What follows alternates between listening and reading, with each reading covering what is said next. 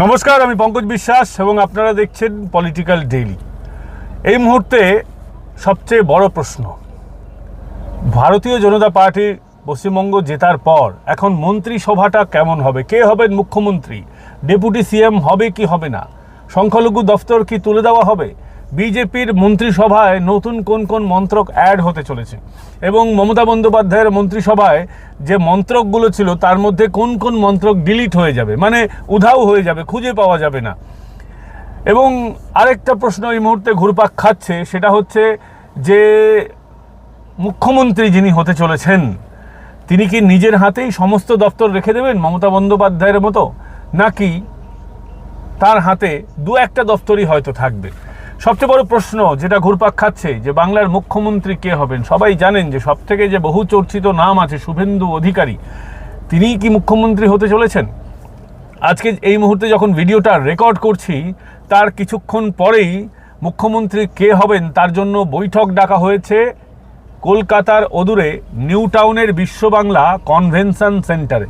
সেখানে সমস্ত জয়ী বিধায়কদের ডাকা হয়েছে। অমিত শাহ থাকবেন, মোহন মাঝি থাকবেন, আরও বিজেপির যারা সিনিয়র নেতৃত্ব আছেন, কেন্দ্রীয় নেতৃত্ব আছেন তারা থাকবেন, রাজ্য নেতৃত্ব থাকবেন এবং বিধায়কদের জিজ্ঞেস করা হবে আপনারা কাকে মুখ্যমন্ত্রী চান, এমনটা জানা যাচ্ছে।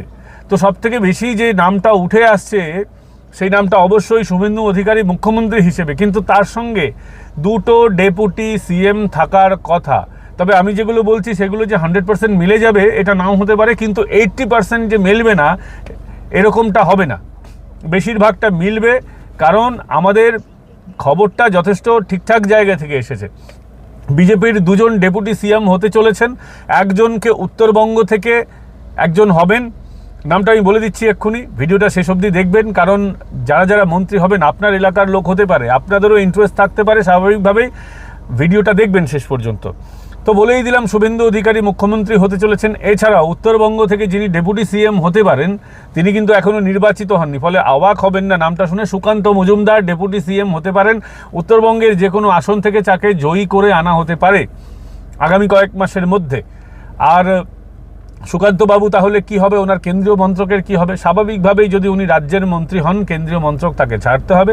এমনিতেই ওটা হাফ প্যান্ট মন্ত্রক ছিল, অবশ্যই গুরুত্বপূর্ণ মন্ত্রক, খুব ভালো কাজ হয়েছে। তার হাতে আরেকটি নর্থ ইস্ট ডেভেলপমেন্টের তার হাতে মন্ত্রকের দায়িত্ব ছিল। তো সেসব ছেড়ে ছুড়ে তিনি পশ্চিমবঙ্গ বিধানসভায় আসতে চলেছেন এমনটাই খবর।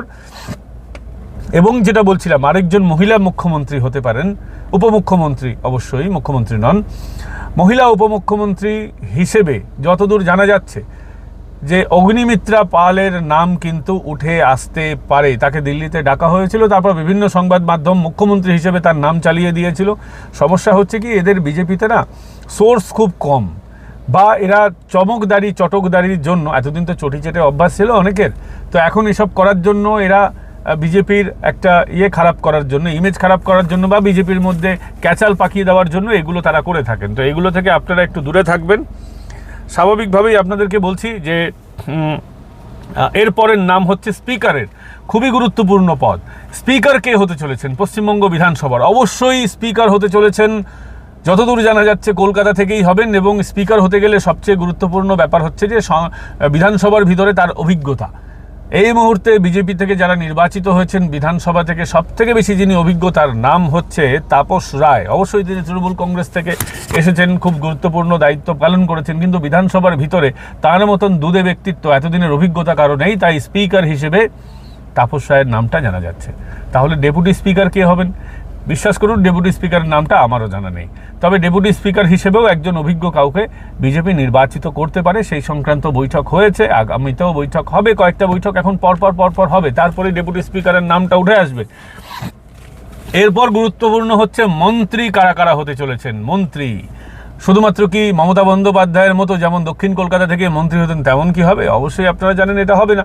ভারতীয় জনতা পার্টি চেষ্টা করছে যে সমস্ত রিজন থেকে একজন একজন করে মন্ত্রী দেওয়ার, যাতে কোনো রিজন ছুটে না যায়। যেমন রাঢ়বঙ্গ আছে, লালমাটির দেশ, সেখান থেকে অবশ্যই আমরা মন্ত্রী পেতে পারি। আমরা উত্তরবঙ্গ থেকে মন্ত্রী পাবো, দক্ষিণবঙ্গ থেকে পাবো, কলকাতা থেকে পাবো, নদিয়া সহ অন্যান্য জেলা যে আছে কলকাতা পার্শ্ববর্তী, হাওড়া হুগলি, সেখান থেকেও ভাবা হচ্ছে কাউকে কাউকে রিপ্রেজেন্টেটিভ হিসেবে রাখা হোক। যেটা জানা যাচ্ছে এই মুহূর্তে আপনারা সব থেকে বেশি বিজেপিতে জিজ্ঞেস করতে চেয়েছিলেন, আমাকে কমেন্ট করে জানতে চেয়েছিলেন, পার্সোনালি ফোন করেছিলেন, দিলীপ দা কি মন্ত্রক পাবেন। দিলীপ ঘোষ বিজেপির এখন সুকান্ত মজুমদারের টাইমটা বাদ দিলে তার আগে সব থেকে প্রভাবশালী নেতা দিলীপ ঘোষই ছিলেন, এবং শ্রমিক ভট্টাচার্য এখন বলতে হয় সব থেকে সফলতম সভাপতি, কারণ তার আমলেই বিজেপি সব থেকে বড় জয় পেয়েছে, অর্থাৎ বঙ্গ জয় হয়েছে। কিন্তু 2 নম্বরে যিনি সব থেকে সফল তিনি হচ্ছেন দিলীপ ঘোষ।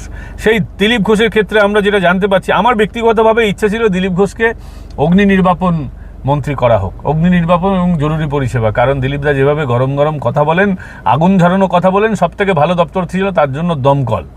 কিন্তু এবং আরও মৎস্য বা কৃষি এই ধরনের ডিপার্টমেন্ট দিলেও ভালো হতো, কারণ তিনি বারংবার বলেন আমি চাষার বেটা। কিন্তু যেটা জানা যাচ্ছে যে পঞ্চায়েত এবং গ্রামোন্নয়ন দপ্তর দিলীপ ঘোষ পেতে পারেন। এছাড়া পরপর আমরা বলে দিচ্ছি যে কারা কারা মন্ত্রী সভার দৌড়ে এগিয়ে আছেন। তারা হচ্ছেন স্বপন দাশগুপ্ত, অজিত জানা, শঙ্কর ঘোষ, ডক্টর শারদত্ত মুখোপাধ্যায়, রুদ্রনীল ঘোষ, ইন্দ্রনীল খান, অগ্নিমিত্রা পল, দিলীপ ঘোষের নামটা বলেই দিলাম, দীপাঞ্জন চক্রবর্তী, দীপক বর্মন, বঙ্কিম ঘোষ, সজল ঘোষ, সুব্রত ঠাকুর, রথীন্দ্রনাথ বসু, জগন্নাথ চট্টোপাধ্যায় শিউড়ি থেকে, জুয়েল মুর্মু, নমন রায়। বিজেপিতে যেটা একটা গুরুত্বপূর্ণ সিদ্ধান্ত নেওয়া হয়েছে যে একাধিক দফতর বেশিরভাগ ক্ষেত্রে মন্ত্রীকে দেওয়া হবে না, একজন মন্ত্রী একজন পদ, এরকমভাবেই আপাতত ডিসিশন হয়েছে যতদূর আমরা জানতে পারছি। মমতা বন্দ্যোপাধ্যায় যেভাবে নিজের হাতে বহু মন্ত্রক রেখে দিয়েছিলেন, সবচেয়ে গুরুত্বপূর্ণ মন্ত্রকগুলো রেখে দিয়েছেন, হাফ প্যান্ট মন্ত্রী করে রেখেছিলেন কয়েকজনকে, সেরকমটা কিন্তু বিজেপি করতে যাচ্ছে না বলে বিজেপি সূত্রে এখন অবধি আমরা কিন্তু জানতে পারছি। যদিও মুখ্যমন্ত্রীর হাতে কয়েকটা দপ্তর থাকতে পারে, যেমন পুলিশ দপ্তর থাকতে পারে, স্বরাষ্ট্র থাকতে পারে, কিন্তু মুখ্যমন্ত্রী ব্যতীত অন্যান্য যারা মন্ত্রী হবেন তাদের ক্ষেত্রে কিন্তু এমনটা হবে না বলেই জানা যাচ্ছে।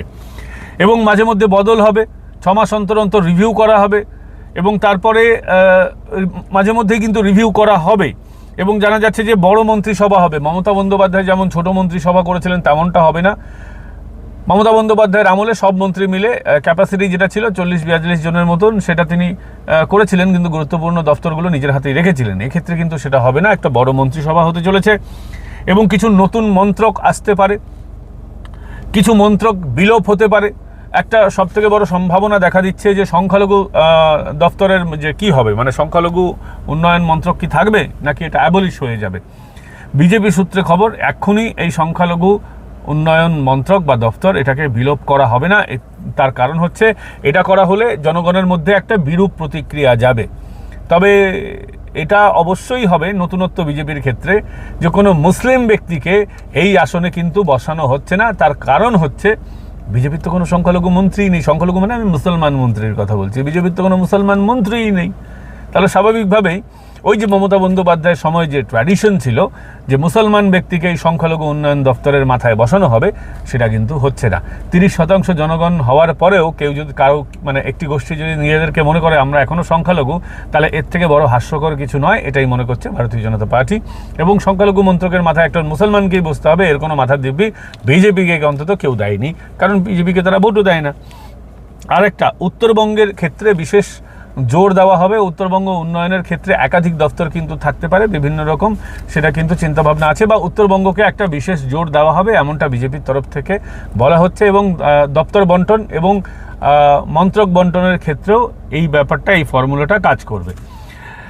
এবার কে কি মন্ত্রী হতে পারেন বিশ্বাস করুন বেশিরভাগ ক্ষেত্রে কিন্তু একটা প্রেডিকশন কাজ করছে, কিন্তু এক্স্যাক্ট তারা কি দপ্তর পাবেন এরকম মাথার দিব্যি বিজেপির তরফ থেকে কেউ কাউকে দেয়নি, এবং এখন সেরকম ভাবা হচ্ছে না। তবে যেদিন মুখ্যমন্ত্রী শপথ হবে অর্থাৎ 9 তারিখ, খেয়াল রাখবেন আমরা কিন্তু অবশ্যই যাচ্ছি সেখানে। আমাদের কাছে ইতিমধ্যেই পাস চলে আসার কথা, আর কিছুক্ষণের মধ্যেই আমরা অবশ্যই থাকবো। ফলে পলিটিক্যাল ডেলির দর্শকরা অবশ্যই মুখ্যমন্ত্রীর শপথের অনুষ্ঠানটা লাইভ দেখতে পাবেন। এবার ব্যাপার হচ্ছে প্রেডিকশন যেটা করা হচ্ছে বা বিজেপি সূত্রে যেটা খবর বা স্পেকুলেট যেটা করা হচ্ছে সেগুলো আমি বলে দিই।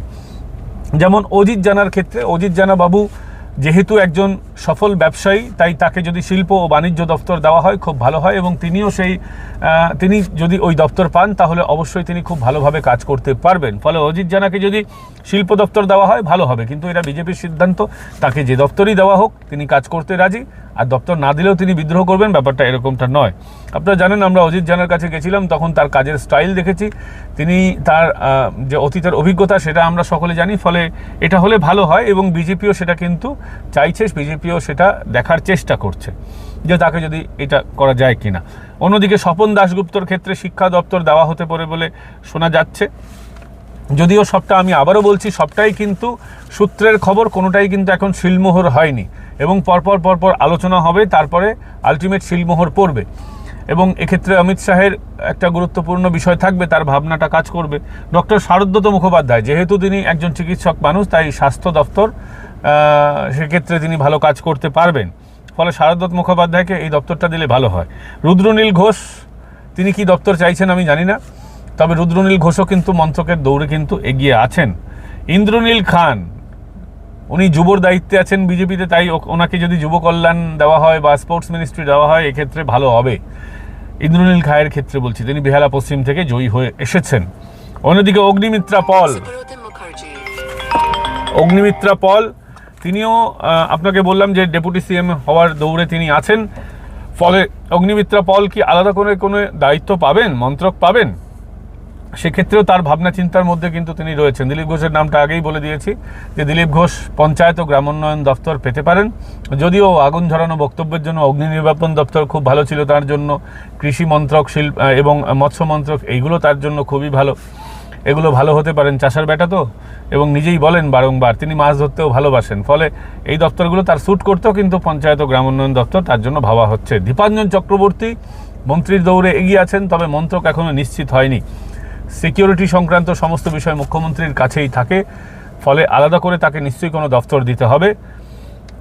দীপক বর্মন উত্তরবঙ্গ উন্নয়ন মন্ত্রী হলেও হতে পারেন জানা যাচ্ছে যেটা, কিন্তু অন্য কোনো দপ্তরও তাকে দেওয়া হতে পারে, সেক্ষেত্রে অসুবিধার কিছু নেই। এছাড়া বঙ্কিম ঘোষ মন্ত্রী হতে পারেন, সজল ঘোষ মন্ত্রী হতে পারেন, এবং আমরা যেটা দেখেছি এর আগে কলকাতা থেকেই অগ্নি ও জরুরি পরিষেবা দপ্তর দেওয়া হতো। সজল ঘোষও যেরকম আগুন ধরানো কথাবার্তা বলেন, অগ্নি নির্বাপন ও জরুরি পরিষেবা তার ক্ষেত্রে খুব সুইটেবল, কিন্তু যে কোনো দপ্তর দিলে তিনি কাজ করতে প্রস্তুত বলে জানা গেছে। সুব্রত ঠাকুর মন্ত্রী হওয়ার দৌড়ে কিন্তু এগিয়ে আছেন। কুচবিহার থেকে জয়ী হয়েছেন রথীন্দ্রনাথ বসু, তিনিও মন্ত্রী হওয়ার দৌড়ে কিন্তু এগিয়ে আছেন, তার নামটাও ভাবনা চিন্তার পর্যায়ে রয়েছে। সিউড়ি থেকে জিতে এসেছেন জগন্নাথ চট্টোপাধ্যায়, এবং যথেষ্ট আলোচিত নাম বিজেপির, তিনি এর আগে জেনারেল সেক্রেটারি ছিলেন, সাধারণ সম্পাদক, বর্তমানে রাজ্যের সহ সভাপতি আছেন। এবং ভাবাই হচ্ছিল না যে কয়েকদিন আগেও যে বীরভূমে এরকম জয় আসতে পারে, তা সত্ত্বেও আমরা দেখলাম যে মানুষ যখন ঠিক করে নেয় বীরভূমে কেমন জয় এসেছে জানি তো, ফলে বীরভূম থেকেও জগন্নাথ চট্টোপাধ্যায় সিউড়ি তাকে এটা করা হতে পারে, মন্ত্রী করা হতে পারে। হাবিবপুর থেকে জিতেছেন জুয়েল মুর্মু, তিনিও কিন্তু মন্ত্রী হতে পারেন। এক্ষেত্রে ট্রাইবালের ডেভেলপমেন্টের কোনো মন্ত্রক যদি তৈরি করা হতে পারে, তার ক্ষেত্রে এটা কিন্তু আমরা জানতে পারছি যে যেহেতু বিজেপি মূল নিবাসীদের ক্ষেত্রে বারংবার ভাবে, এবং আরএসএসেরও এটা মূল নিবাসীদের উন্নয়নের একটা বড় ভাবনা চিন্তা তাদের মনে কাজ করে, সাংগঠনিকভাবেও তারা ট্রাইবালদের জন্য, যারা মূল নিবাসী জনজাতি মানুষ তাদের জন্য কাজ করে। জুয়েল মুর্মু হাবিবপুর, সেখানে তাকেও কিন্তু মন্ত্রী করা হতে পারে। এবং উত্তরবঙ্গ থেকে আরেকজন নমন রায় দার্জিলিং থেকে জিতেছেন বিজেপির, তাকেও কিন্তু মন্ত্রী করা হতে পারে, এমনটাই ভাবনা রয়েছে ভারতীয় জনতা পার্টির। এখন দেখার, কয়েক ঘন্টার অপেক্ষা, বিজেপির নতুন মন্ত্রিসভা তৈরি হতে চলেছে, নতুন মুখ্যমন্ত্রী শপথ নিতে চলেছেন। 9 তারিখ ব্রিগেড প্যারেড গ্রাউন্ডে শপথ হবে, অমিত শাহ থাকবেন, প্রধানমন্ত্রী নরেন্দ্র মোদী থাকবেন, সুনীল বনসালদা থাকবেন, বিজেপির নিতিন নবীন থাকবেন, কেন্দ্রীয় মন্ত্রীরা থাকবেন, রাজনাথ সিং থাকার কথা আছে, আরও অন্যান্য মন্ত্রীদের থাকার কথা আছে। গোটা বিজেপি পশ্চিমবঙ্গে জয়টাকে সেলিব্রেট করছে, এবং বিজেপির যে কেন্দ্রীয় নেতৃত্বরা আছেন স্বাভাবিকভাবে তারাও আসতে চলেছেন। প্রধানমন্ত্রীর উপস্থিতিতে এক বর্ণাঢ্য সভা হবে, এবং যেহেতু মানুষের এটা সরকার, মানুষ জিতিয়ে এনেছে, বিজেপির নিজের প্রেডিকশনও ফেল হয়ে গেছে, যে তারা ভেবেছিল যত আসন পাবে তার থেকেও বেশি হয়ে গেছে, 207, এবং আগামী দিনে তৃণমূলের লোকেরাও বিজেপিতে আসার জন্য লাইন দিয়ে আছে, যদিও এখনও কাউকে নেওয়া হবে না বলা হয়েছে। তো যেহেতু মানুষের এত উচ্ছ্বাস হয়েছে, তাই মানুষকেও যাতে এই শপথ গ্রহণ অনুষ্ঠান দেখতে দেওয়া যায়, সুব্যবস্থা থাকে, তার জন্যই ব্রিগেড প্যারেড গ্রাউন্ডটাকে বেছে নেওয়া হয়েছে। মমতা বন্দ্যোপাধ্যায়ের মতো ছোটোখাটো শপথ হবে না, খুব বর্ণাঢ্য একটা শপথ হবে, মানুষের শপথ হবে। স্বাভাবিকভাবেই ব্রিগেড প্যারেড গ্রাউন্ডে সকলকে আপনাদের আমন্ত্রণ করছেন, করছি আমরা যে আপনারা যারা বিজেপিকে ভোট দিয়েছেন বা দেননি, অন্তত সরকারটা তো আপনাদের, অবশ্যই আসুন মন্ত্রিসভা এক ঐতিহাসিক সন্ধিক্ষণের জন্য আপনারা প্রস্তুত থাকুন, যে একটা অপদার্থ সরকার যার প্রতি মানুষের এত অগাধ আস্থা বিশ্বাস নিয়ে যে সরকারটা এসেছিল সিপিএমকে সরিয়ে, তারা এরকম চোরচিরিংবাজের সরকারে পরিণত হয়েছে। সেই জায়গায় তারা হেরেছে, তাদের যোগ্য শাস্তি হয়েছে, শাস্তি এখনও বাকি, শেষ হয়ে যায়নি, সেটা নিয়ে আলাদা একটা এপিসোড হবে। তো আপনারাও আসুন, আমরাও থাকছি। বিজেপির নতুন যে সরকার হয়েছে তার মন্ত্রিসভা আর কিছুক্ষণের মধ্যেই ডিসাইড হয়ে যাবে, নতুন দলনেতাও ডিসাইড হয়ে যাবে। আপনারা এগুলো নজর রাখুন, দেখতে থাকুন পলিটিক্যাল ডেইলি। এতক্ষণ আপনাদের সঙ্গে ছিলাম আমি পঙ্কজ বিশ্বাস। ভালো থাকবেন, আগামীকাল আবার দেখা হচ্ছে অন্য কোনো বিষয় নিয়ে, এবং মমতা বন্দ্যোপাধ্যায়ের দুর্নীতি নিয়ে, তার ভাই ভাতিজাদের দুর্নীতি নিয়ে, কে কখন কি দুর্নীতি করেছেন, কোথায় কি চিটিংবাজি করেছেন, সেটা নিয়ে একটা আলাদা এপিসোড খুব তাড়াতাড়ি আমরা রেডি করছি। এপিসোডটা শ্যুট হয়ে গেছে, এডিটে গেছে, আপনারাও সেটা দেখবেন, 2-1 দিনের মধ্যেই সেই ভিডিও আসবে। ভালো থাকবেন।